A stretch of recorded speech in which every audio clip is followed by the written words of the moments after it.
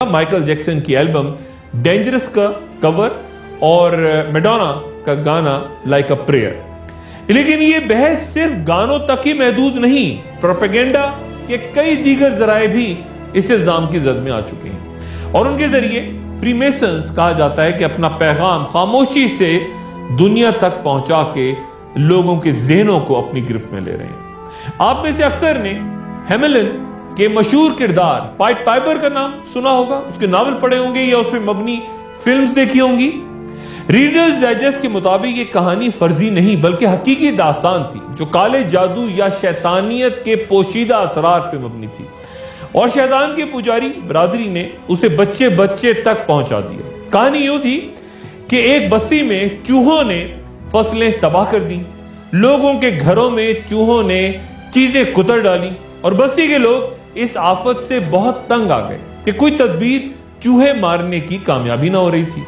ऐसे में एक अजनबी शख्स उस बस्ती में दाखिल हुआ। उसको इस मुसीबत का इल्म था। उसने बस्ती वालों को अपनी खिदमत पेश की कि वो उन्हें इस फितने से निजात दिला सकता है अगर बस्ती वाले उसको मुकर्ररा मिकदार में सोना या रकम पेश कर दें। बस्ती वाले उसकी शर्त पे राजी हो गए। उस शख्स ने शर्त तय करने के बाद एक पाइप या बांसुरी को मुंह से लगाया और एक धुन बजाई। उस धुन का सुनना था कि बस्ती के तमाम कोनों से चूहों ने निकलना शुरू कर दिया और वो अजनबी इसी तरह धुन बजाता तमाम चूहों को दरिया के किनारे तक ले गया और तमाम चूहे दरिया में गिर के हलाक हो गए। यूं बस्ती वालों को चूहों से निजात मिल गई। लेकिन फिर उस शख्स को वादे के मुताबिक बस्ती वालों ने सोना या रकम अदा नहीं की।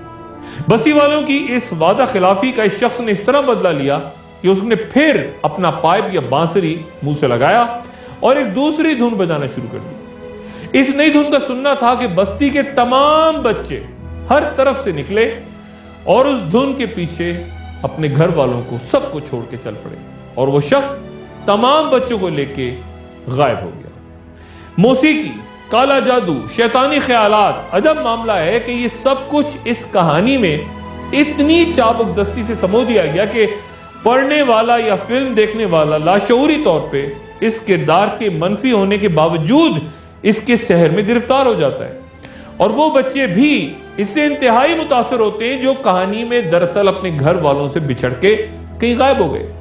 फिर हैरी पॉटर के नॉवेल्स और उन पे बनने वाली बेमिसाल फिल्में, उन पे जरा गौर कीजिए। कुछ अर्से पहले तक हमारे यहाँ कई वालिदैन मगरबी तालीम और नजरिया से मुतासिर होकर अपने बच्चों को कहते थे कि देखो हमारे यहाँ क्या फजूल और दकियानूसी बातें बच्चों को पढ़ाई जाती हैं, जादू, भूत, परियां, अजीब किस्म की कहानियां। लेकिन अब देखें तो अचानक चंद सालों से नई नस्ल जो कि जदीदियत और तरक्की की तरफ माइल होने की ख्वाह थी, अचानक उन दास्तानों में गुम हो रही है जहां जादू के तरीके, कमालात और उनके जरिए मुश्किलात का हल।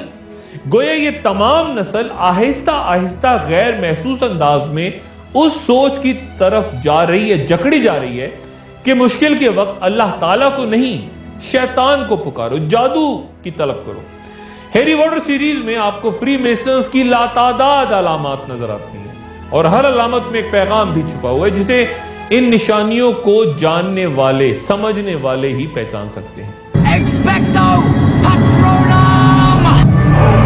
और फिर मीडिया या प्रोपेगेंडा वॉर का एक और अहम किरदार कुछ लोगों के नजदीक एक कार्टून मिस्टर सिम्पसन है जो कि खुलेआम ये इकरार करता है कि वो ऐसे तरीकों से अपने ख्यालात को लोगों तक पहुंचा रहा है जो लोगों को आसानी से हजम नहीं होते। इस कार्टून सीरीज की एक किस्म में इंतहाई परेशान कुन सूरत-हाल पैदा हो जाती है।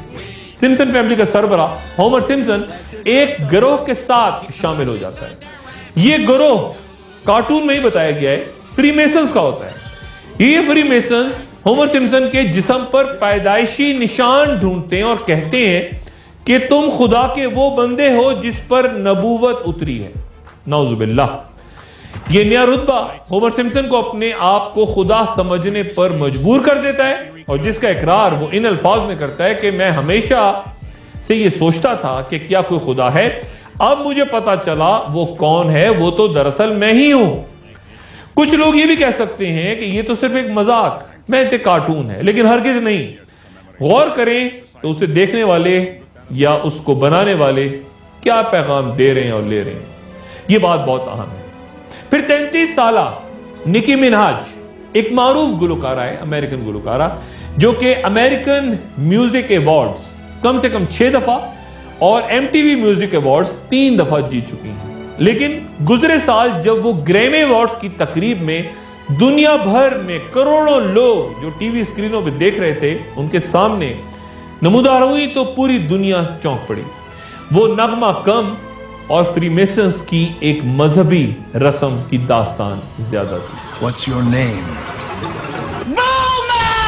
About me? I tell your mother, you talking about me? They must be smoking a couple of OC. They want the outline, I get up and go see. तो क्या ये दज्जाली रियासत या निजाम की तैयारी का हिस्सा है, जिसके दज्जाल के एक शख्स होने से कोई ताल्लुक नहीं, बल्कि यह कि दुनिया तेजी से ज़हनी तौर पे गैर महसूस अंदाज में लेकिन बड़े मुनज़्ज़म तरीके से वो सब कुछ कबूल करने जा रही है, तैयार हो रही है उन मामलात के लिए जो ज़हूर पजीर होने हैं।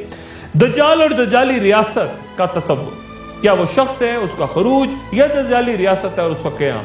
और क्या मुसलमान इमाम मेहदी के ज़हूर तक इस प्रोपेगेंडा और इस तमाम टेक्नोलॉजी का मुकाबला करने के लिए तैयार हो चुकेंगे?